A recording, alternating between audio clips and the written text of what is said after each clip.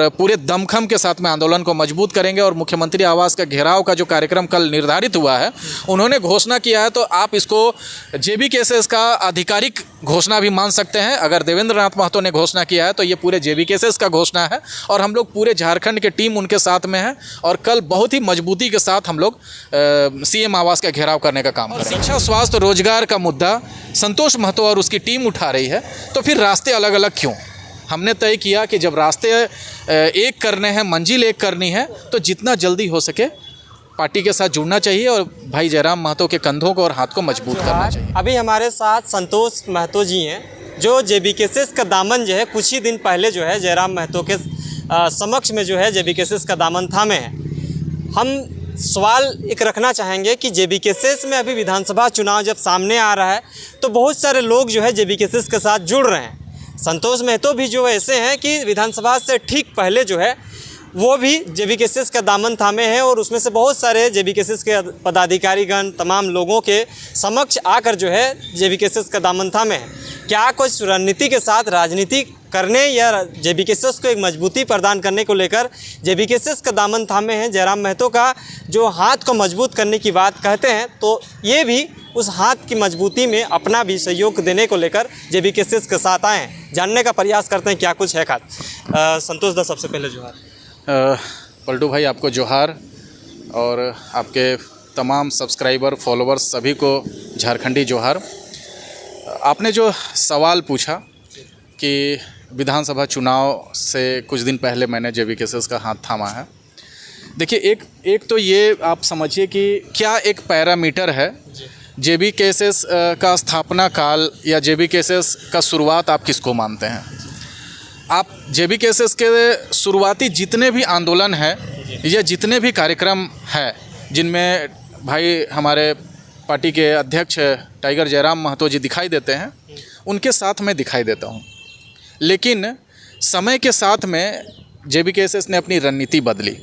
सबसे पहले जेबीकेएसएस का जो गठन हुआ था, जहाँ तक हमारी जानकारी है, आपको जानकारी है कि इसका जो गठन हुआ था वो झारखंडी भाषा, संस्कृति, खतियान के सुरक्षा को लेकर, झारखंड में झारखंडियों के अस्मिता और विशिष्ट पहचान को लेकर ये इसकी स्थापना की गई थी। बोकारो, धनबाद के क्षेत्र में बहुत भारी संख्या में लोग जुड़े। बाद में रामगढ़ और आसपास से होता हुआ ये पूरा झारखंड में ये बड़ा संगठन के रूप में उभरा। शुरुआत में लोगों ने ये कहा था कि भाई हम माटी की लड़ाई लड़ेंगे। पार्टी अथवा राजनीतिक गतिविधि का उनका प्लानिंग शुरुआत में नहीं था, ये हमें स्वीकारना होगा।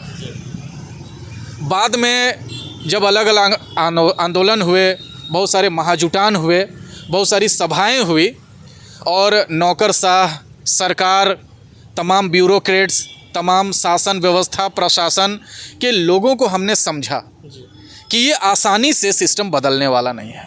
हम आंदोलन करेंगे, आंदोलन जब तक चलेगा चीज़ें ठीक रहेंगी। हम भाषा के खिलाफ आंदोलन किए, कुछ भाषाएं हटाई गई, लेकिन फिर आंदोलन ख़त्म हुआ तो कुछ और भाषाएं जोड़ दी गई। तो ये जो सिलसिला चलता रहा, इसके बाद संगठन के लोगों ने और पार्टी के अध्यक्ष ने, संगठन के अध्यक्ष ने यह तय किया कि हम सत्ता परिवर्तन करेंगे और हम सत्ता में आकर चीज़ों को परमानेंटली बदलेंगे। उसके बाद पार्टी के गठन की बात हुई और हम इस बीच संगठन के तमाम लोगों के साथ हमारा जुड़ाव रहा है। पार्टी के अध्यक्ष के साथ हमारी बातचीत रही है। तमाम सभाओं में, तमाम आंदोलन में मैंने अपनी सहभागिता दी है। अपने पूरे टीम के साथ में, अपने पूरे दमखम के साथ में, तन मन धन से मैंने सहयोग किया है। बाद में उपचुनाव आ गया। उपचुनाव में बिल्कुल राजनीतिक परिदृश्य बदल गया। मुझे चुनाव लड़ना था और संगठन अपने तरीके से आगे बढ़ रहा था। चुनाव के बाद में हमारी बातचीत हुई भाई जयराम भाई से और उसके बाद हमने तय किया कि नहीं, पार्टी के साथ चलना है। उसका एक प्रमुख वजह ये है कि जब लक्ष्य एक है तो रास्ता अलग अलग क्यों हो। जब शिक्षा, स्वास्थ्य, रोजगार का बुनियादी मुद्दा जेबीकेएसएस उठा रहा है और शिक्षा, स्वास्थ्य, रोजगार का मुद्दा संतोष महतो और उसकी टीम उठा रही है, तो फिर रास्ते अलग अलग क्यों? हमने तय किया कि जब रास्ते एक करने हैं, मंजिल एक करनी है, तो जितना जल्दी हो सके पार्टी के साथ जुड़ना चाहिए और भाई जयराम महतो के कंधों को और हाथ को मजबूत करना चाहिए। इसीलिए शामिल हुए हैं। जी बिल्कुल। अच्छा, एक सवाल रहेगा कि हालांकि जो आप रामगढ़ से आते हैं तो रामगढ़ विधानसभा में भी जो है बहुत सारे ऐसे दावेदारी कर रहे हैं लोग, और वहाँ पे बहुत सारे आंदोलनकर्ता भी हैं और जेबीकेएसएस में काम करने वाले लोग भी हैं। उन लोग में ये एक सवाल हो रहा है कि संतोष महतो अगर जेबीकेएसएस में आया है तो उनका मानसा कहीं ना कहीं होगा कि रामगढ़ विधानसभा से हो, चाहे मांडू विधानसभा से हो, चाहे कहीं से भी हो, चुनाव के लड़ने के मकसद से जो आए हैं। तो इसको आप स्पष्ट करिएगा कि आपका मतलब क्या है जेबीकेएसएस में आने का। जो लोग सवाल उठा रहे हैं कि उनकी मतलब मेरी मनसा क्या है, पहले तो वो अपनी मनसा स्पष्ट करें। इंसान की मनसा, इंसान का नीयत या इंसान का प्लानिंग सिर्फ और सिर्फ वही इंसान समझ सकता है जो वो प्लानिंग कर रहा है। मैं बार बार यही बात दोहराता हूँ कि मैं संगठन को मजबूत करने के लिए आया हूँ, संगठन को विस्तार देने के लिए आया हूँ, और संगठन का जो विचारधारा है, संगठन का जो नीति सिद्धांत है, उसको झारखंड के अंतिम व्यक्ति तक पहुंचाने के लिए मैं संगठन के साथ जुड़ा हूं। एक स्वाभाविक सा सवाल उठ जाता है कि भाई उपचुनाव आपने लड़ा है और विधानसभा चुनाव, अब ये एक संयोग है। अभी 1.5 साल पहले या 1.25 साल पहले रामगढ़ में उपचुनाव हुए और अभी आम चुनाव होने को हैं। दूसरे विधानसभाओं में ये स्थिति नहीं थी, लेकिन रामगढ़ एक अपवाद है जहाँ पे उपचुनाव हुए और 1.5 साल के बाद हमें आम चुनाव भी देखना पड़ रहा है। उपचुनाव में हम गए और हमने एक नारा दिया कि भाई रामगढ़ में अभी तक जो 18 साल का विकास हुआ है, हमें 18 महीने का मौका दिया जाए। हम ये चैलेंज करते हैं, हम ये दावा करते हैं, हम ये संकल्प लेते हैं कि अब तक 18 साल में रामगढ़ विधानसभा में जो विकास के मापदंड हासिल होने चाहिए थे वो नहीं हुए हैं, वो विकास के मापदंड हम लोग करके दिखाएंगे और 18 महीने के कार्यकाल में 18 साल का विकास हम लोग दिखाएंगे। तो क्या लगता है, नहीं बात यहाँ पे रह रहा है कि आप चुनाव लड़े हैं, विधानसभा चुनाव आएगा तो क्या चुनाव नहीं लड़िएगा, कि चुनाव लड़ने का कोई प्लानिंग है? लोग कह रहे हैं कि जेबीकेएसएस में आने का जो है, कोई भी अभी आ रहा है तो चुनाव लड़ने के मकसद से आ रहा है। स्वाभाविक सवाल है, उनका जो अनुमान है वो भी स्वाभाविक है। मानव मस्तिष्क जितने दायरे में सोच पाता है उस हिसाब से वो लोग जो सोच रहे हैं बिल्कुल सही सोच रहे हैं कि भाई एक व्यक्ति उपचुनाव लड़ा हुआ है, 1.5 साल 2 साल के बाद फिर से चुनाव होने हैं, तो क्या वो चुनाव लड़ेगा कि नहीं लड़ेगा। देखिए, हम लोग जैसे फुल टाइमर, हम लोग राजनीति में फुल टाइम आए हुए हैं, पार्ट टाइम राजनीति में नहीं आए हैं। ये जो सवाल उठा रहे हैं, ये सवाल वैसे लोग उठा रहे हैं जो राजनीति में पार्ट टाइम आए हैं। कुछ लोग प्रतियोगिता परीक्षा की तैयारी कर रहे हैं, उनको ये लग रहा है कि भाई अगर इस तरीके से टिकट हमें मिल जाता है तो उनकी लॉटरी लग जाएगी और वो चुनाव लड़ेंगे, अगर जीत जाते हैं तो किस्मत है, और नहीं तो फिर प्रतियोगिता परीक्षा है उसमें पास करेंगे। नेट जेआरएफ क्वालिफाई किए हुए हैं, वो सोच रहे हैं कि भाई हम नेट जेआरएफ क्वालिफाई किए हैं तो कहीं लेक्चरर बन जाएंगे। कुछ लोग जेपीएससी, जेएसएससी, सीजीएल वगैरह की तैयारी कर रहे हैं, तो वो लोग चाह रहे हैं कि भाई चुनाव हम हिट एंड ट्रायल मेथड में एक किस्मत के तौर पर, एक लॉटरी के तौर पर अगर हमें टिकट मिल जाता है तो हम चुनाव लड़ेंगे। जीते हारे उनसे कोई मतलब नहीं है, लेकिन इस विवाद में मैं नहीं पड़ना चाहता। मैंने स्पष्ट कर दिया है कि भाई पहला संगठन से जुड़ने का मकसद ये है कि संगठन की विचारधारा और हमारे संगठन और मेरी व्यक्तिगत विचारधारा दोनों मिलती जुलती है।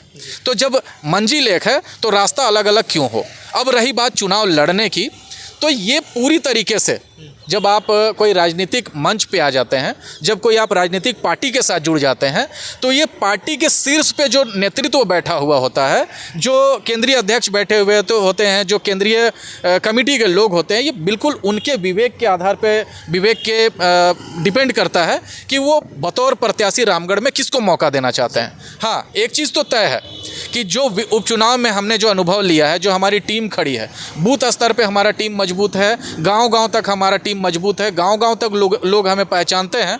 इस बार उपचुनाव में लोगों ने मुझे पसंद किया। वोट देना नहीं देना वो अलग बात है, लोगों के दिलों में संतोष महतो ने जगह बनाया है। लोग आज भी गाहे बगाहे चर्चा करते हैं कि रामगढ़ में अगर संतोष महतो जैसे प्रत्याशी आते हैं तो काफ़ी अच्छा बदलाव देखा जा सकता है। ये लोगों पे छोड़ा जाएगा जो बिल्कुल, ये मैं पूरी तरीके से पार्टी के जो टॉप नेता हैं, जो अध्यक्ष हैं, उनकी जो टीम है, उन्होंने जो सिस्टम डेवलप किया हुआ है कि एक संगठन की टीम आएगी, वो इंस्पेक्शन करेगी, वो सारे लोगों से मंतव्य लेगी, जांचेगी, परखेगी, और जो प्रत्याशी है उसमें जो एलिजिबिलिटी क्राइटेरिया उन्होंने तय किया है, उस एलिजिबिलिटी क्राइटेरिया में अगर मैं आता हूं और पार्टी का निर्देश होता है कि चुनाव आपको लड़ना है तो मैं चुनाव लड़ूंगा। अन्यथा पार्टी जिसको भी उम्मीदवार बनाएगी, संतोष महतो ये संकल्प के साथ कहता है कि उसको जिताने के लिए तन मन धन से समर्पित होकर मैं रामगढ़ विधानसभा में काम करूँगा। बताइए, बड़ी सवाल रहेगी, आपने बहुत सारे पार्टियों को के साथ काम भी किए हैं, अब जेबीकेएसएस के साथ आए तो जेबीकेएसएस को एक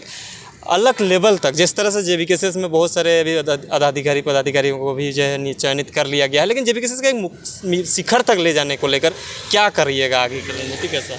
मैंने 2002-03 से छात्र राजनीति में कदम रखा है। अलग अलग संगठनों, अलग अलग सामाजिक संगठनों, अलग अलग राजनीतिक संगठनों के साथ मैं जुड़ा हुआ रहा हूं।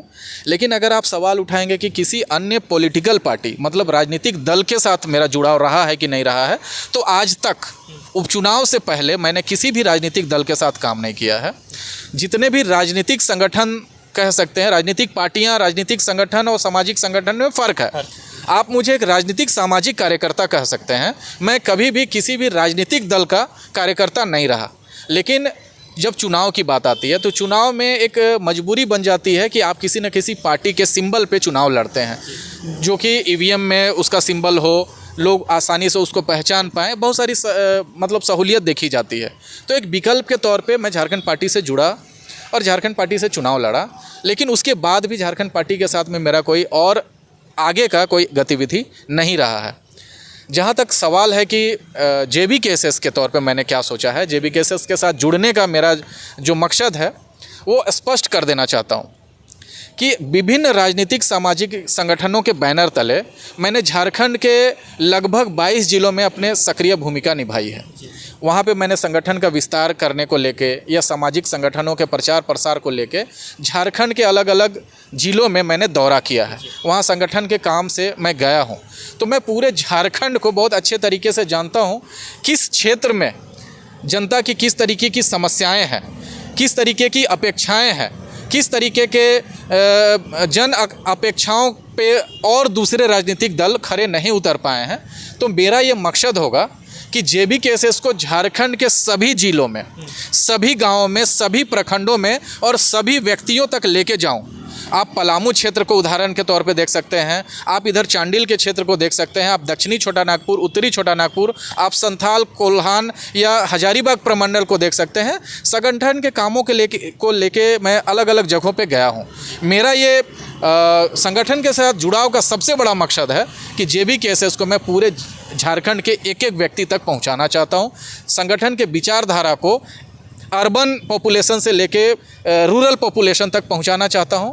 और अभी जो पूरा झारखंड एनडीए और इंडिया के दो पार्टों में पिस रहा है, उन पार्टों से जनता को बचाकर, झारखंड के जन भावनाओं को बचाकर, झारखंड के युवाओं को, उनकी अपेक्षाओं को, उनके सपनों को पूरा करने के लिए जेबीकेएसएस के साथ में जुड़कर एक तीसरा और सबसे मजबूत विकल्प के रूप में जेबीकेएसएस को मैं झारखंड में स्थापित करना चाहता हूं। विकल्प की राजनीति को मजबूत करना चाहता हूं। युवाओं, महिलाओं, किसानों, मजदूरों, तमाम शोषित वंचित जो वर्ग हैं उनके सामने एक बड़े विकल्प के रूप में जेबीकेएसएस को स्थापित करना चाहता हूं कि अब आपकी मजबूरी नहीं है कि आप इंडिया को चुने या एनडीए को चुने। अब आपके पास एक सटीक ऑप्शन है, सटीक विकल्प है, जिसके सहारे आप अपने सपनों को, झारखंड के सपनों को, झारखंड के लोगों के सपनों को, झारखंड के जो स्थानीय मूलवासी लोग हैं उनके सपनों को, जो माई माटी की लड़ाई है, उस लड़ाई को मजबूत करने के लिए आप जेबीकेएसएस के साथ जुड़ सकते हैं। अब आपके साथ एक निष्पक्ष और एक प्रभावी विकल्प जो है वो उपलब्ध है। जी, लास्ट सवाल रहेगा दादा, जिस तरह से सहायक पुलिसकर्मी जो हैं लगातार मोराबादी मैदान में जो है टेंट बनाए हुए जो है 17 दिनों से आंदोलन कर रहे हैं, आज ही के दिन में जो है आपके सेंट्रल के नेता देवेंद्र नाथ महतो जो है जेबीकेएसएस के वरीय उपाध्यक्ष है, केंद्रीय वरीय उपाध्यक्ष, उन्होंने ऐलान किया कि कल जो है मुख्यमंत्री आवास घेराव करने वो जाएंगे, वो तमाम लोगों के साथ। जेबीकेएसएस को भी इसमें जो है उन्होंने कहा है कि जेबीकेएसएस के वो अधिकारी पदाधिकारी सब आएँ। तो इसको लेकर आपका क्या विचार है कि सहायक पुलिसकर्मी को जेबीकेएसएस वाकई में जो है समर्थन दे रही है? हमारे पार्टी और हमारे संगठन के बहुत सारे ऐसे चेहरे हैं जो फायर ब्रांड नेता के रूप में जाने जाते हैं, जो बेबाकी से बातों को रखते हैं, जो बेबाकी से मुद्दों को उठाते हैं और जो निडर, निष्पक्ष, आज़ाद होकर आंदोलनों में अपनी भागीदारी सुनिश्चित करते हैं। हमारे छोटे भाई देवेंद्र नाथ महतो इसी तरीके के परिचय के मोहताज नहीं है। हर तरीके के आंदोलन में वो बढ़ चढ़ कर शरीक होते हैं और अगुवाई करते हैं। उन्होंने सहायक पुलिसकर्मियों की मांग के साथ में खड़े होने का निर्णय लिया है, तो ये देवेंद्र नाथ महतो का निर्णय है और इसके साथ में पूरी JBKSS पार्टी, पूरा JBKSS संगठन उनके साथ खड़ा है। हम लोग कल उनके कंधे से कंधे, उनके हाथ से हाथ मिलाकर और पूरे दमखम के साथ में आंदोलन को मजबूत करेंगे। और मुख्यमंत्री आवास का घेराव का जो कार्यक्रम कल निर्धारित हुआ है, उन्होंने घोषणा किया है, तो आप इसको JBKSS का आधिकारिक घोषणा भी मान सकते हैं। अगर देवेंद्र नाथ महतो ने घोषणा किया है तो ये पूरे JBKSS का घोषणा है और हम लोग पूरे झारखंड के टीम उनके साथ में है और कल बहुत ही मजबूती के साथ हम लोग CM आवास का घेराव करने का काम करेंगे। हमारे बीच जो थे संतोष दा थे और संतोष दा से हम सारी चीज़ों को जो है, जिस तरह से बातें उठ रही थी, सवाल उठ रहे थे, जब से ये JBKSS का दामन थामे हैं तब से ये सवाल जो है उठाया जा रहा था। सारी चीज़ों को रखने के बाद हम इस निष्कर्ष पर पहुँचे हैं कि अगर आपका सवाल कोई रह रहा है तो हमें कमेंट्स बॉक्स में कमेंट्स करें, फिर दादा से मिलकर उन सारी चीज़ों का बात हम रखेंगे। बने रहें, देखते रहिए जोहार।